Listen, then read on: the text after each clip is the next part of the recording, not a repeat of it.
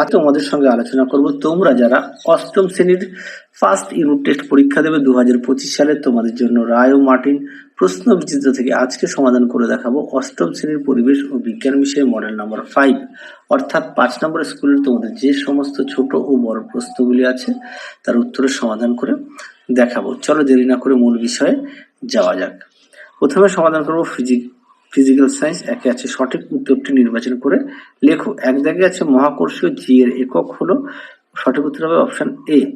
দুইয়ে দেখো যে বলের প্রভাবে কোনো বস্তুর উপর থেকে নিচে পড়লে ত্বরণ সৃষ্টি হয় তা হলো, সঠিক উত্তর হবে অভিকর্ষ বল, অপশন এ। তিনে দেখো জিঙ্কের গুঁড়োর মধ্যে লঘু সালফিউরিক অ্যাসিড যোগ করলে যা পাওয়া যায় তা হলো H2, অপশন বি। চার দাগ দেখো যে ন্যূনতম বেগে কোনো বস্তুকে পৃথিবী থেকে নিক্ষেপ করলে তা পৃথিবীর আকর্ষণের বাইরে চলে যায় তা হলো, সঠিক উত্তর হবে মুক্তি বেগ, অপশন বি। পাঁচে দেখো তরল অধাতুটি হলো, সঠিক উত্তর হবে অপশন সি। ছয় দেখো স্প্রিং তুলাতে যে রাশি মাপা হয় তা হলো ওজন, অপশন বি। সাতে দেখো প্রদত্ত কোনটি আস ও ইক দুই ধরনের যৌগ গঠন করে, উত্তরটা হবে অপশন সি। পরবর্তী প্রশ্ন দেখো সত্য মিথ্যা। এক দাগের প্রশ্ন কি, পারদের দূষণ থেকে মিনামাটা নামক রোগ ঘটে, এটা ঠিক। দুইয়ে দেখো সময় বাড়ার সঙ্গে পতনশীল বস্তুর বেগ কমতে থাকে, এটা ভুল। তারপর দেখো শূন্যস্থান পূরণ। তিন দাগে দেখো কি আছে, জার্মানিয়াম একটি উপধাতু, দুইটা হবে এটা পরস্পর কি আইসোবার। পরবর্তী দেখো কি আছে, তিন দাগের প্রমাণ বায়ুচাপের মান 10.3 মিটার উঁচু জলস্তম্ভের চাপের সঙ্গে সমান। পরবর্তী প্রশ্ন দেখো,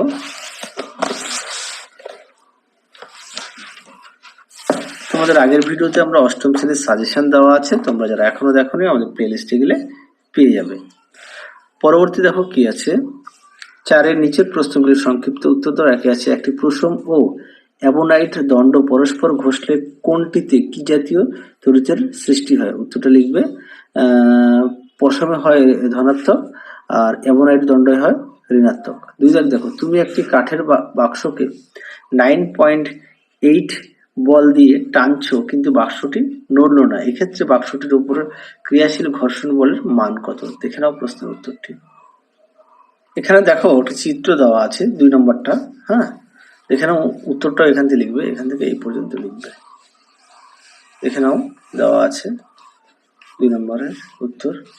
পরবর্তী দেখো কি আছে, 3 দাগের একটা আয়নের যৌগ দেওয়া আছে, এটা হচ্ছে NaCl আয়নীয় যৌগ, এটা হবে। পরেরটা দেখো নিউটন সংখ্যা কত, এটা হবে 12।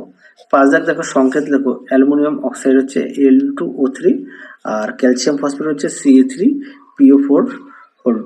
পরেরটা দেখো 6 দাগের সাধারণ তাপমাত্রায় একটি তরল ধাতুর নাম লেখো, উত্তরটা লিখবে পারদ, সংকেত দেখো Hg।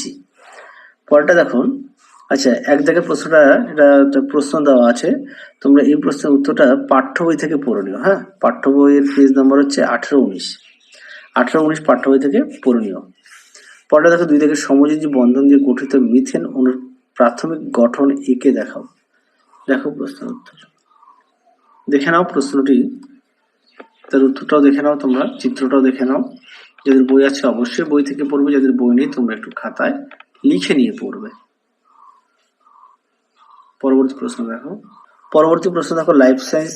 একে আছে সঠিক উত্তরটি নির্বাচন করো। এক জায়গায় আছে আদি নিউক্লিয়াস যুক্ত কোষে মাইটোকন্ড্রিয়ার পরিবর্তে থাকে, উত্তরটা হবে অপশন সি মেসোজোম। পরবর্তী প্রশ্ন দেখো 2 দাগের আলুর বর্ণ সাদা হয় কোন অঙ্গাণুর জন্য, উত্তরটা হবে লিউকোপ্লাস্টিড, অপশন ডি। পরবর্তী প্রশ্ন দেখো 3 দাগের মানুষের দেহকোষে ক্রোমোজোমের সংখ্যা হলো, উত্তরটা হবে অপশন এ 46। 2 দাগ দেখো শূন্যস্থান পূরণ করো যে কোনো 3টি। এক দাগে আছে কোষের আকার সাধারণত মাইক্রন একক দিয়ে মাপা হয়। 2 দাগ দেখো বায়ু গহ্বরযুক্ত ড্যাশ কোষ উদ্ভিদকে জলে ভাসতে সাহায্য করে, উত্তরটা হবে প্যারেন কাইমা। তারপরে দেখো 3 দাগ কি আছে, কোষের মধ্যে লাইসোজোম নানা রূপে অবস্থান করে, এই ঘটনাকে বলে বহুরূপতা, পরীক্ষায় আসে যে বহুরূপতা কাকে বলে। 4 দাগ দেখো উদ্ভিদের মূল ও পাতার অন্তর্গঠন পর্যবেক্ষণের জন্য ড্যাশ ধরনের অণুবীক্ষণ যন্ত্রের প্রয়োজন, তার উত্তর হবে যৌগিক আলোক। তারপর দেখো 3 দাগের কি আছে, নিম্নলিখিত প্রশ্নগুলো উত্তর দাও। একে আছে কোন কলা প্রাণীদেহের তাপমাত্রা নিয়ন্ত্রণ করে, উত্তরটা লিখবে যোগ কলা। যদি দেখো কোষকে স্লাইডে দেখার জন্য ব্যবহৃত একটি রঞ্জক পদার্থের নাম লেখো, উত্তরটা হবে মিথিলিন ব্লু। পরেরটা দেখো 3 দাগের, পায়রা অনেকক্ষণ ধরে বায়বীয় পরিবেশে থাকতে পারে, এর কারণটি লেখো। দেখে নাও উত্তরটি তোমরা এখান থেকে এই পর্যন্ত লিখবে, এছাড়া পাঠ্য বই থেকে পড়ে নিতে পারো। দেখে নাও শেষ প্রশ্ন, গলগি বস্তু কি, দেখো প্রশ্ন উত্তর। তারপরে দেওয়া আছে এর কাজ উল্লেখ করো। যে প্রথমে আমরা গলগি বস্তু কি দেখাই, দেখে নাও গলগি বস্তু কাকে বলে, এখান থেকে এই পর্যন্ত উত্তরটা লিখবে। আর এর কাজটা দেখো, দেখে নাও গলগি বস্তুর কাজ এখানে মোটামুটি 6টি দেওয়া আছে, দেখে নাও।